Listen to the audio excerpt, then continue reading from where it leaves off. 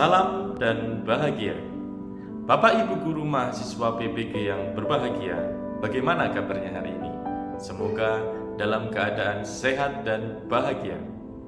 Pada kesempatan kali ini, izinkan saya, Fajar Satria Pamungkas, Guru Pamong PPG Universitas PGRI Yogyakarta, menyampaikan uraian singkat topik 2 mata kuliah pemahaman peserta didik dan pembelajarannya tentang pembelajaran yang berpihak pada peserta didik.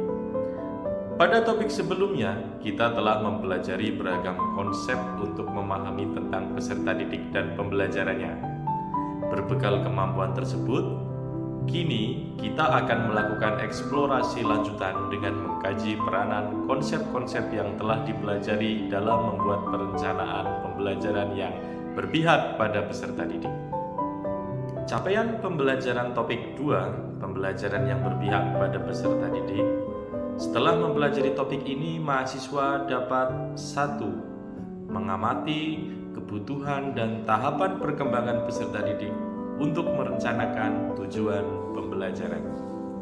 2. Memahami keragaman lingkungan peserta didik untuk membantu guru menentukan strategi atau rencana pembelajaran yang selaras dengan perkembangan kurikulum.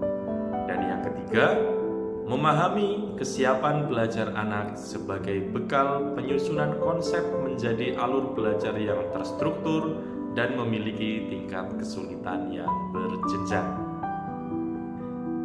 Bapak Ibu guru mahasiswa PPG yang berbahagia, cobalah untuk mengingat salah satu momen belajar yang paling berkesan sepanjang Anda menjadi peserta didik.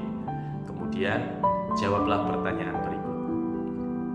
Pertama, menurut Anda, apa saja yang sudah dilakukan guru sehingga proses belajar pada waktu itu sesuai dengan kemampuan, menyenangkan, dan berkesan bagi Anda? Kedua, menurut Anda, apa hal yang paling menantang selama Anda terlibat dalam proses belajar saat masih di bangku sekolah? Mengapa hal tersebut menantang?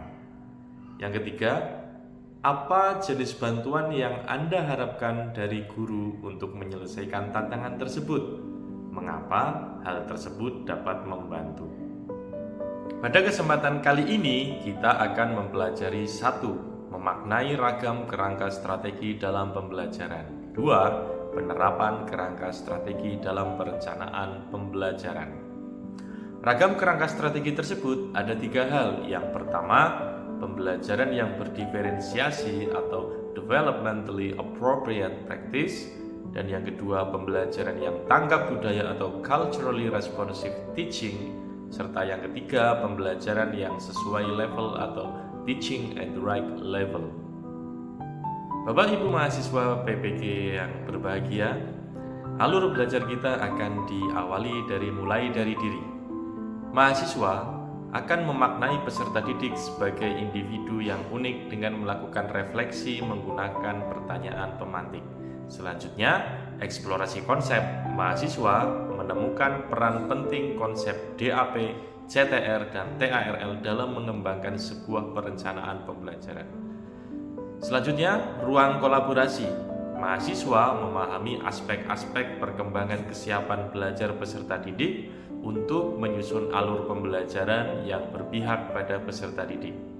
Mahasiswa mampu mengamati lingkungan, latar belakang, dan bekal pengalaman peserta didik dalam proses pembuatan sebuah perencanaan pembelajaran. Kemudian selanjutnya, demonstrasi kontekstual. Mahasiswa menganalisis aspek-aspek yang mencerminkan perencanaan yang berpihak pada peserta didik berdasarkan konsep-konsep DAP, CTR, dan TARL.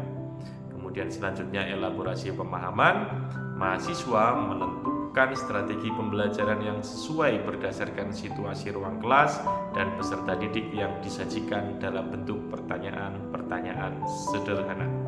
Koneksi antar materi. Mahasiswa menemukan hubungan antara perencanaan pembelajaran dengan filosofi pendidikan Ki Hajar Dewantoro dengan mempelajari dan memberikan respon terhadap kasus-kasus yang terjadi di ruang kelas.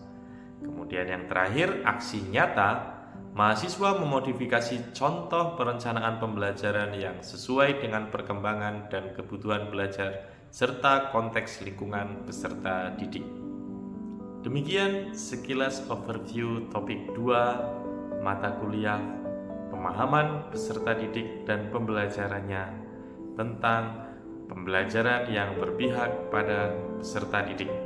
Selamat belajar, selamat berproses, dan jangan lupa tetap semangat dan bahagia.